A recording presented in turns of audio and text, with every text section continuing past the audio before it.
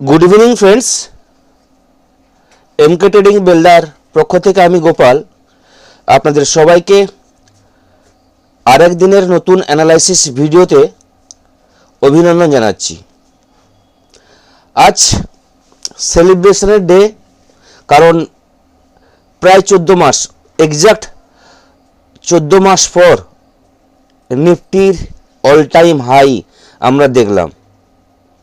Last কয়েকদিন ধরে আমি বলে আসছি নিফটির অল টাইম হাই, আমার একটাই টার্গেট ছিল অল টাইম হাই, যেখানে ব্যাঙ্ক নিফটি কন্টিনিউ বলতে গেলে প্রতি উইকে অল টাইম হাই তৈরি করেছে। সেখানে নিফটি বারবার সেই জায়গাটা কিন্তু আসতেই পারেনি। যতবারই নিফটি ট্রাই করেছে সেখান থেকে সেলিং প্রেসার এসে মানুষের মনের মধ্যে যে অল টাইম হাইয়ের যে চিন্তা ভাবনা সেটাকে বারবার কিন্তু প্রত্যাখ্যান করেছে। কিন্তু কালকে যেভাবে মুভমেন্ট হয়েছে, কালকে পুরো দিনের ক্যান্ডেল যেভাবে তৈরি করেছে, একটা মারুবুজু ক্যান্ডেল সঙ্গে যদি আমরা একদিনের ক্যান্ডেল দেখি কালকের ডেটের, তাহলে আমরা দেখতে পাবো লাস্ট 7-8 দিনের ক্যান্ডেলটাকে পুরো অ্যাঙ্গেল করেছে, যেটাকে আমরা এঙ্গেলফিং ক্যান্ডেল বলি। প্রথম কথা, 25th, 24th এবং 21st যে নভেম্বরে তিনটে যে রেড ক্যান্ডেল, তিনটে রেড ক্যান্ডেলকে অ্যাঙ্গেল করেছে। তার সাথে সাথে আগের 3-4 দিনের যে ক্যান্ডেলটাকে সবগুলোকে কিন্তু ঢেকে ফেলেছে কালকের যে বুলিশ ক্যান্ডেল আমরা মার্কেটে দেখেছি। তো সেই ক্যান্ডেলের নিয়ম অনুযায়ী যেভাবে মার্কেট একটা মুভমেন্ট হওয়ার ছিল, আজকে পজিটিভ ওপেনিং, গ্যাপ আপ, সাথে অল টাইম হাইকে টাচ করার যে ম্যাক্সিমাম চান্সেস ছিল সেটা কালকের ভিডিওতে আমি বলেছিলাম। আজকে মর্নিংয়ে আপডেট করেছিলাম যে নিফটি কত দূর পর্যন্ত আজকে যেতে পারে, তারপর কি হতে পারে স্টেপ টু স্টেপ আপনাদের সঙ্গে আমি শেয়ার করেছি। ফ্রি টেলিগ্রামে যারা আছেন তারা অবশ্যই কিন্তু দেখেছেন।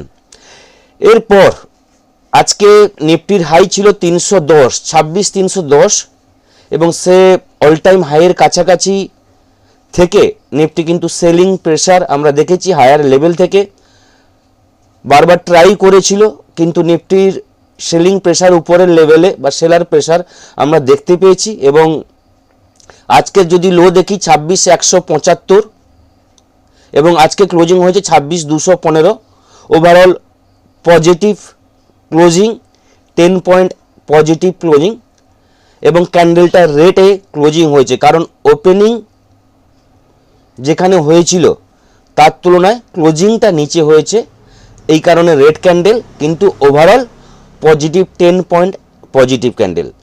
Bank Nifty 209 point positive, Sensex 110 point positive closing দিয়েছে।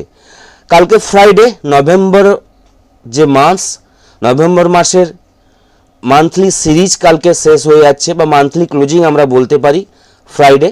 তো কালকে কিভাবে মুভমেন্ট হবে, কালকে কোন কোন জায়গায় আমাদের ট্রিগার পয়েন্ট হবে, কিভাবে কালকে ট্রেড করব, এই নিয়ে আজকের এই ভিডিওতে যাওয়ার আগে আপনাদেরকে দেখিয়ে রাখবো ডিসক্লেমার।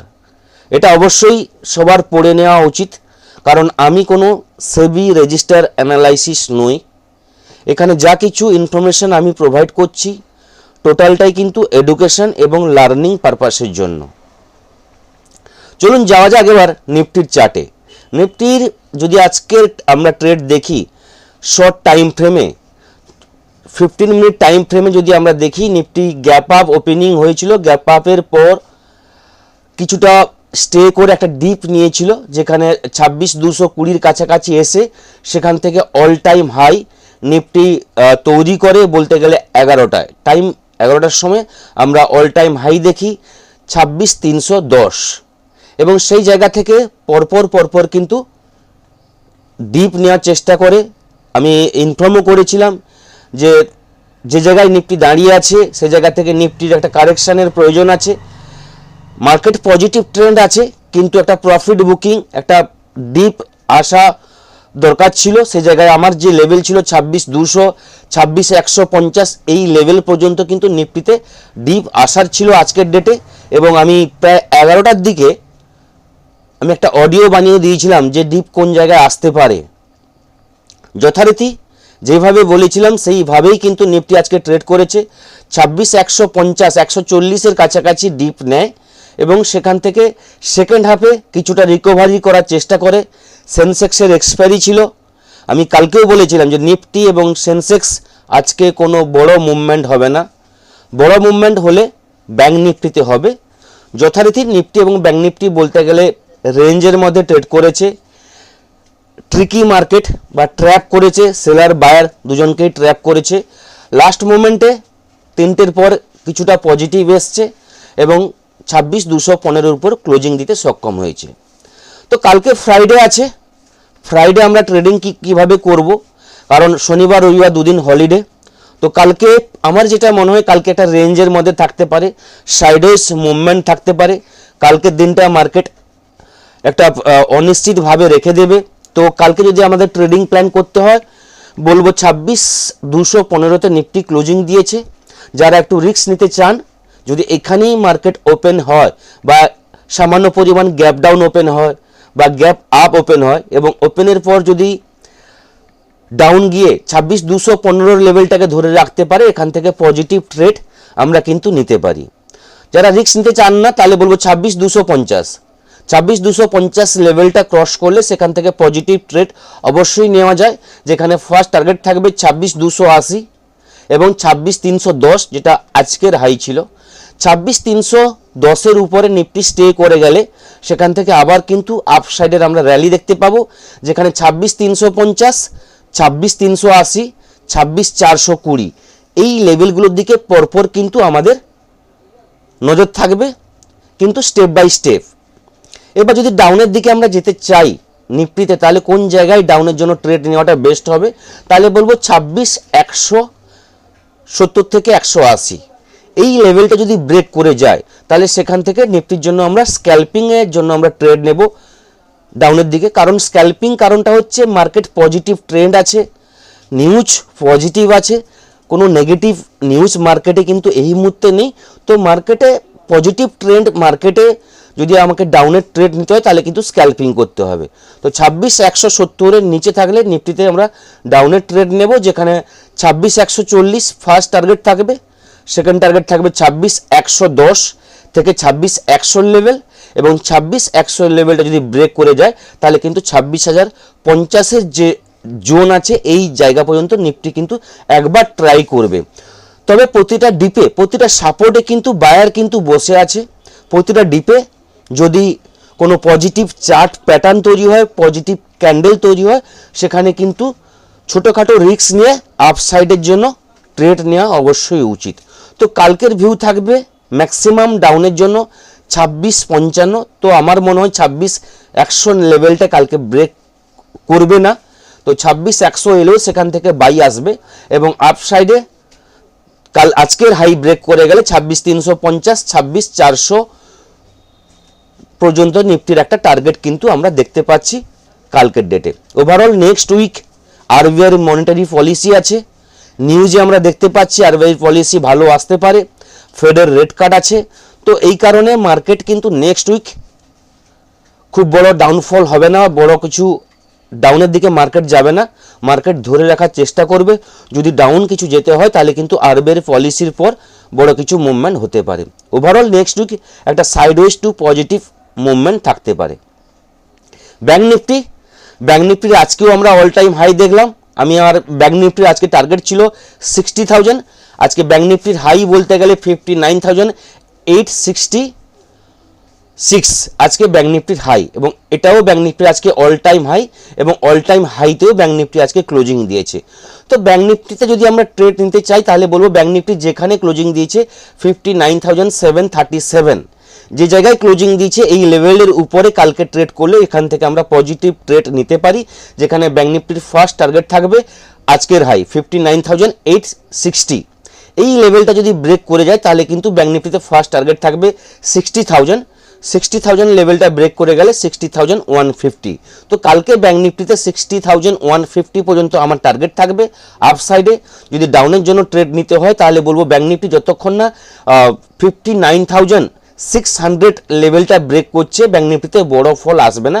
যদি আরও একটু শর্টে বা একটু রিস্ক নিতে চান তাহলে বলবো 59,650 59,650 লেভেলটা যদি ব্রেক করে যায়, সেখান থেকে একটা ছোটোখাটো ফল দেখতে পারি, যেখানে ফার্স্ট টার্গেট থাকবে 59,525। এই লেভেলটা ব্রেক করে গেলে 59,350 এই লেভেল পর্যন্ত ম্যাক্সিমাম কিন্তু ব্যাঙ্ক নিফটির একটা কারেকশন আমরা দেখতে পারি যদি ডাউনের দিকে কালকে ট্রেড হয়। ওভারঅল মার্কেট পজিটিভ আছে, বারবার বলছি, লাইভ মার্কেটও বলছি। তো প্রতিটা ডিপে কিন্তু আমাদের চেষ্টা করতে হবে বাইংয়ের অপরচুনিটি কোথায় পজিটিভ চার্ট তৈরি হচ্ছে, পজিটিভ ক্যান্ডেল তৈরি হলে সেখানে কিন্তু ওয়াই ডেটা দেখে কিন্তু ছোট রিস্ক নিয়ে কিন্তু ট্রেড নিতে পারেন। সেন্সেক্স 85,720 ক্লোজিং দিয়েছে। তো যেখানে আজকে সেন্সেক্স ক্লোজিং দিয়েছে তার উপরেই কালকে ট্রেড করলে সেখান থেকে সেন্সেক্সে কিন্তু আমরা পজিটিভের জন্য ট্রেড নিতে পারি। সেন্সেক্সে ওভারঅল কিন্তু 86,000 লেভেল কিন্তু আমরা আবার কিন্তু কালকে দেখতে পাবো, এবং 86,000-এর উপরে যদি কালকে ক্লোজিং দেয় তাহলে কিন্তু সেন্সেক্সে 86,500 এবং 87,000-এর দরজা কিন্তু সেন্সেক্সে পরপর কিন্তু ওপেন হবে। এবং ডাউনের জন্য যদি ট্রেড নিতে চাই সেন্সেক্সে 85,600 এই লেভেলটা ব্রেক করে গেলে 85,450 এবং 85,300 এই লেভেল পর্যন্ত কিন্তু সেন্সেক্সে ডাউনের দিকে আসতে পারে বা আমরা স্ক্যাল্পিং করতে পারি। ওভারঅল বললাম পজিটিভ ট্রেড, পজিটিভ নিউজ আছে, গ্লোবালও কিন্তু সাপোর্ট করছে, এফআইদের কিন্তু সাপোর্ট এসছে, তো মার্কেটে কিন্তু একটা পজিটিভনেস থাকবে। যদি গ্লোবাল মার্কেট আমরা দেখে নিই, এই মুহূর্তে আমরা বুঝতে পারবো গ্লোবাল কিভাবে ইন্ডিকেট করছে। ইউএস মার্কেট ওভারঅল বলতে গেলে দাও, S&P 500, ন্যাসড্যাক তিনটে ইন্ডেক্সই পজিটিভ দাঁড়িয়ে আছে। ইউরোপ মার্কেট ওভারঅল পজিটিভ আছে, ফ্যাটসে একমাত্র 7 পয়েন্ট নেগেটিভ আছে, বাকি ইউরোপ মার্কেট পজিটিভে আছে। এশিয়ান মার্কেট, সমস্ত এশিয়ান মার্কেট বলতে গেলে পজিটিভ আছে। Jakarta 56 point negative, set compost 8 point negative, বাকি সমস্ত এশিয়ান মার্কেট পজিটিভ আছে। গিফট নিফটি 26,425 20 পয়েন্টের কাছাকাছি পজিটিভ ট্রেড করছে। এফআইদের ডেটা আমরা একটু দেখে নিই, যদি এফআইদের ডেটা এসছে তাহলে একটু ক্লিয়ার হয়ে যাবে এফআইদের সেন্টিমেন্ট কি আছে। এখনও পর্যন্ত এফআইদের ডেটা আসেনি। কালকে এফআইদের ভালো বাইং দেখেছি, 4,778 কোটি টাকার বাই করেছে। ডিআইরা 6,247 কোটি টাকার কালকে ডিআইরাও বাই করেছে। তো এফআইদের বাইং একটা পজিটিভ সেন্টিমেন্ট বা পজিটিভ ইঙ্গিত দিচ্ছে আমাদের মার্কেটের ক্ষেত্রে। এবং যেটা বলবো, কালকে ফ্রাইডে আছে, উইকের এন্ড আছে, তো সাবধানে ট্রেড করবেন, হোল্ডে যাবেন না। পরপর দুদিন হলিডে আছে, মাথায় রাখবেন ট্রাম্পের নিউজ স্যাটারডে সানডে আসে, সে জায়গায় খুব সাবধানে ট্রেড করে উইক এন্ডটা ভালোভাবে কাটাবেন। উইকের শেষের দিন ভালোভাবে ট্রেড করবেন আর আপনার পোর্টফোলিওকে গ্রিন রাখুন। এই থাকলো কালকের জন্য ভিউ। নেক্সট ভিডিওতে দেখা হবে আবার। সবাই ভালো থাকবেন। থ্যাংক ইউ, ধন্যবাদ।